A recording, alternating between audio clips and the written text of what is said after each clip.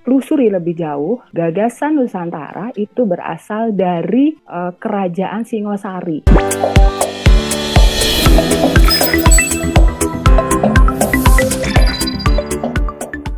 Assalamualaikum warahmatullahi wabarakatuh. Halo teman-teman, jumpa lagi di Aryan M Channel. Oke, buat teman-teman yang klik video ini seperti biasanya, saya harapkan mudah-mudahan teman-teman masih dalam kondisi sehat walafiat.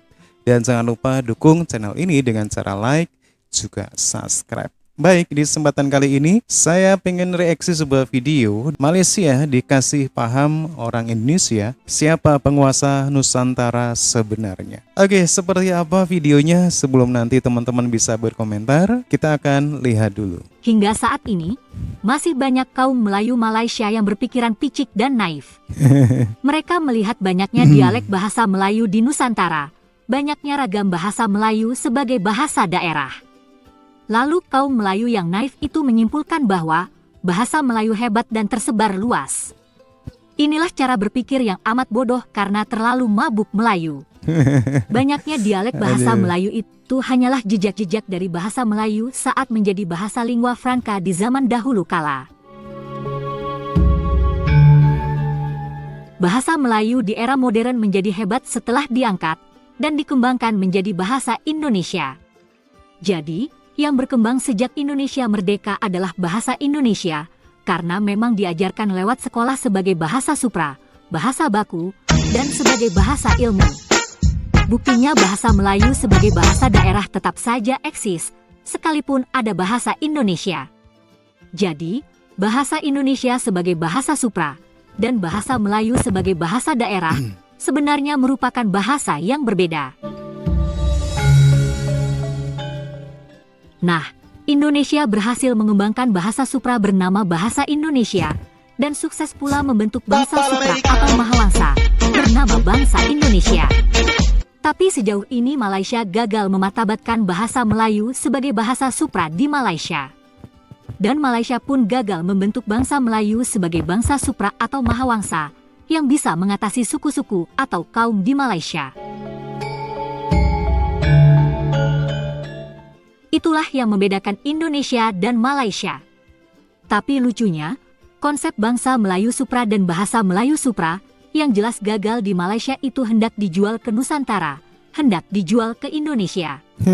Tentu saja, hal ini jadi bahan tertawaan. Begitu pula konsep alam Melayu yang dijadikan alasan untuk memelayukan Nusantara. Sudah kita bahas sebelumnya, bahwa konsep itu hanyalah akal-akalan, main comot dari sana-sini, dan tidak menggambarkan keadaan Nusantara yang sebenarnya. Dalam sejarah Nusantara, yang kini telah menjadi Indonesia, sudah menjadi peradaban Indonesia di era sekarang, juga tidak memperlihatkan adanya dominasi budaya Melayu yang hebat di zaman dulu. Yang terjadi, banyak peradaban di Nusantara yang bersaing dan silih berganti menunjukkan perannya, mulai dari kebudayaan prasejarah, Hindu-Buddha, kebudayaan Islam, hingga peradaban Indonesia modern. Suku Melayu pun juga tidak pernah mendominasi kebudayaan di Nusantara.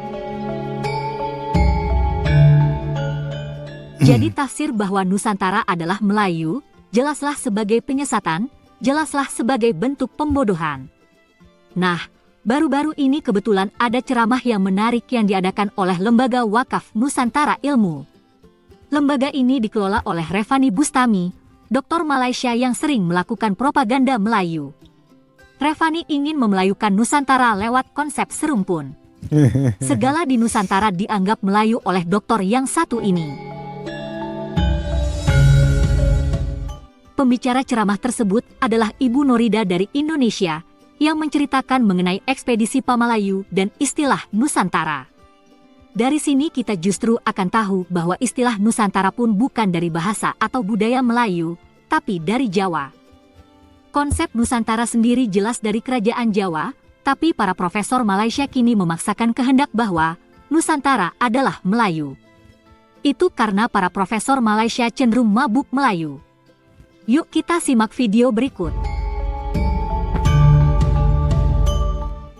Kalau kita melihat dari petikan isi Sumpah Palapa, di situ daerah-daerah yang memang dipersatukan dalam suatu wilayah gitu ya.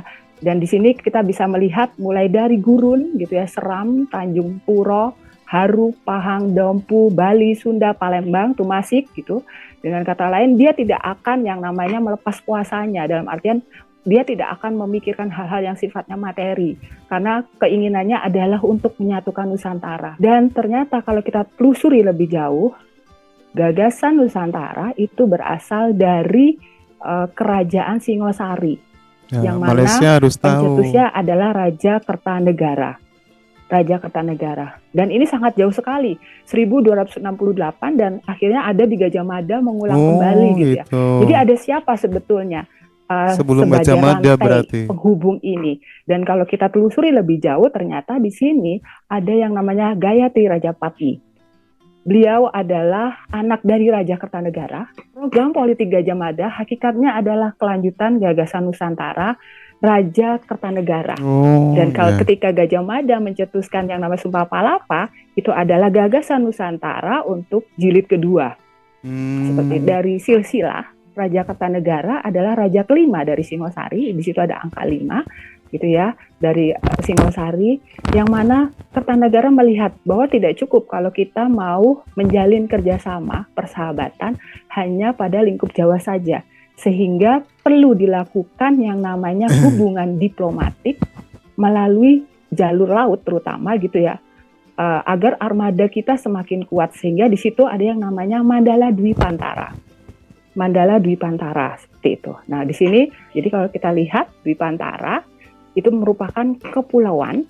Malaysia nggak punya sejarah jadi seperti antara ini. Pulau di antara, yang mana nantinya itu sama dengan Dwi, itu sinonim dengan Nusa yang bermakna pulau. Jadi kalau Nusantara secara garis besar, kalau di negara Kertagama, pulau lain yang dilihat dari Jawa. Jadi kalau Jawa merupakan satu pulau, nah di sini kalau bicara tentang Nusantara, Cakrawala Mandala gitu ya, kita akan melihat pulau Jawa bukan lagi di Pulau Jawa, tapi pulau yang lepas dari Pulau Jawa. Nah, kenapa dilakukan hal seperti itu?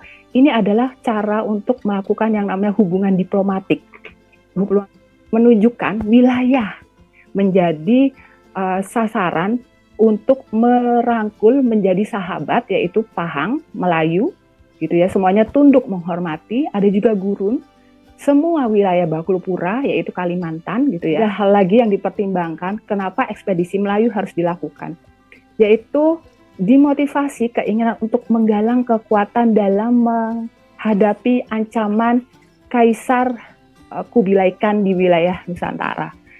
Jadi bisa dibilang Kekaisaran Mongol itu adalah penguasa dunia dan sebagai penakluk. Nah, yang namanya kerajaan di Sumatera ini Melayu, yaitu Dharmayasa, semoga terlihat gitu ya. Ini merupakan kerajaan yang menguasai daerah pelabuhan hulu Sungai Batanghari, yaitu di Jambi, dan menguasai perdagangan laut di sekitar Selat Malaka. Di Selat Malaka. Jadi perlu diketahui juga pada masa itu Selat Malaka adalah jalur perdagangan terpenting di Asia Tenggara, dan pihak yang menguasai jalur ini mempunyai dua keuntungan. Baik itu secara ekonomi, yaitu dengan menguasai pelabuhan-pelabuhan dan menerima, sehingga akan menerima pendapatan dari sektor pajak dan memperkuat keuangan negara.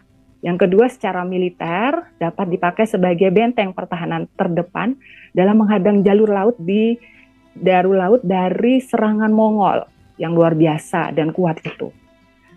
Bahwa hingga saat ini tidak ada catatan sejarah pun yang menyatakan ada pertumpahan darah dalam ekspedisi tersebut. Jadi tidak pernah ada, atau belum dapat buktinya mungkin. Satu hal lagi yang perlu dilihat adalah bagaimana gagasan Nusantara dalam ekspedisi Melayu ternyata di sini sangat berlawanan dengan yang namanya perang. Bisa dilihat nomor 2, itu terwujudnya persekutuan agar tercipta kesepahaman gitu ya. Agar apa di sini? Ya, ayo kita gabung bersama-sama memperjuangkan kepentingan nasional. Itu yang merupakan tujuan kenapa ada ekspedisi Pamalayu. Raja Kertanegara melakukan kunjungan ke Melayu, yaitu mengunjungi Melayu Dharmasraya. Di situ dilakukan dengan cara unjuk produk kulturalnya, yaitu mengirim arca Amogapasa. Dan ketika pengiriman ini dilakukan Kertanegara juga menyertakan para menteri terbaiknya untuk mendampingi agar arca ini bisa diterima dengan baik. Itulah asal-muasal konsep Nusantara yang sudah dipikirkan sejak era Singasari.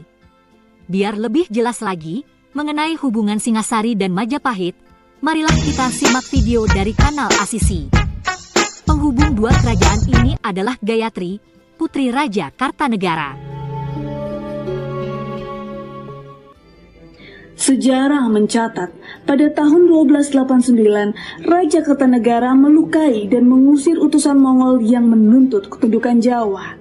Gayatri tahu ayahnya tengah menggencarkan politik Dwipantara, yakni menyatukan seluruh Nusantara di bawah Panji Singasari. Selama 10 tahun lebih, berbagai pemberontakan di dalam negeri dipadamkannya, dan daerah-daerah di luar Jawa ditundukkannya. Salah satu yang direkam dalam negara Kertagama adalah ekspedisi Pamalayu, operasi militer terhadap kerajaan Melayu di Darmasraya, Sumatera. Prasasti Padang Roco mencatat, setelah Melayu ditundukkan, pada tahun 1286 dikirimlah arca Amogapasa sebagai hadiah dari Paduka Sri Maharaja di Raja Kertanegara kepada Sri Maharaja Srimat Tribuana Raja Mauli Warmadewa, sang Raja Melayu. Perbedaan gelar antara kedua raja dalam prasasti tersebut menyiratkan bahwa Darmasraya pada saat itu telah menjadi daerah bawahan Singasari. Gayatri menyaksikan impian besar ayahnya mulai terwujud ketika Bali, Pahang, Gurun, dan Bakulapura pun bergabung di bawah Panji Singasari. Sayangnya, pada tahun 1292, Istana Singasari diserbu oleh Jayakatwang, Bupati Gelanggelang yang memberontak karena hasutan Arya Wiraraja. Serangan itu menewaskan kedua orang tua Gayatri, sementara suaminya yakni Dyah Wijaya dan 3 saudarinya hilang tak tentu rimba.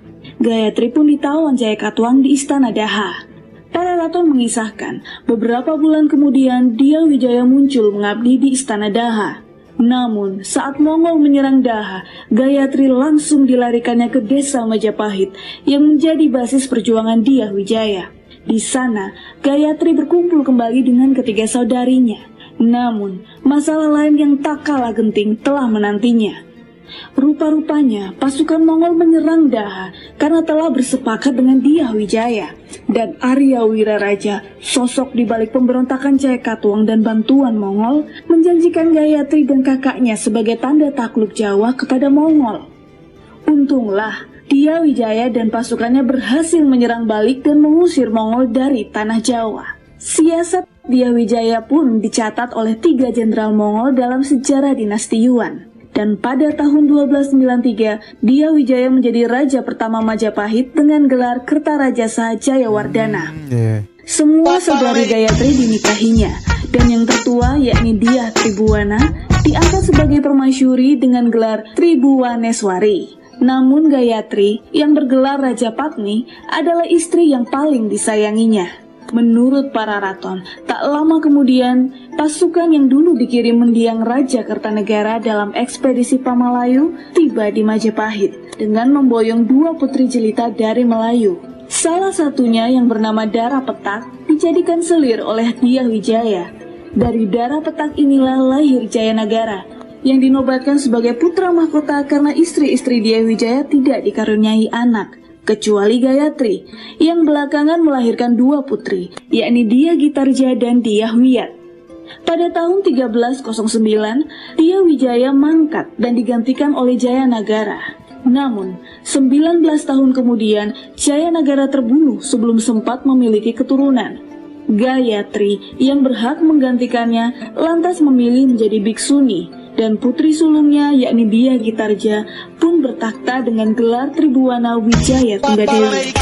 Di masa inilah menghafal 3 Jamada mengikrarkan Sumpah Palapa untuk menyatukan Nusantara di bawah Panji Majapahit, diikuti masa penaklukan dan perluasan kekuasaan Majapahit.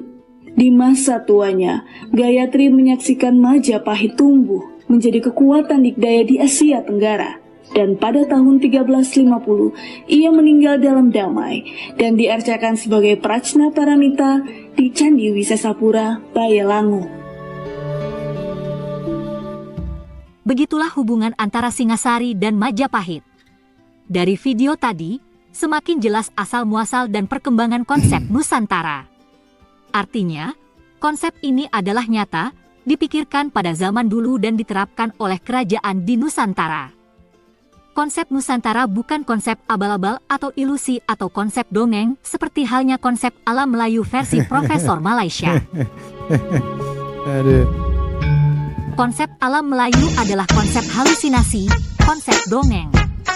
Karena dibuat dengan mengarang bebas atau mencomot dari konsep yang lain dan didorong oleh nafsu Profesor Melayu Malaysia yang mabuk Melayu dengan tujuan demi menghibur atau membesarkan hati kaum Melayu Malaysia.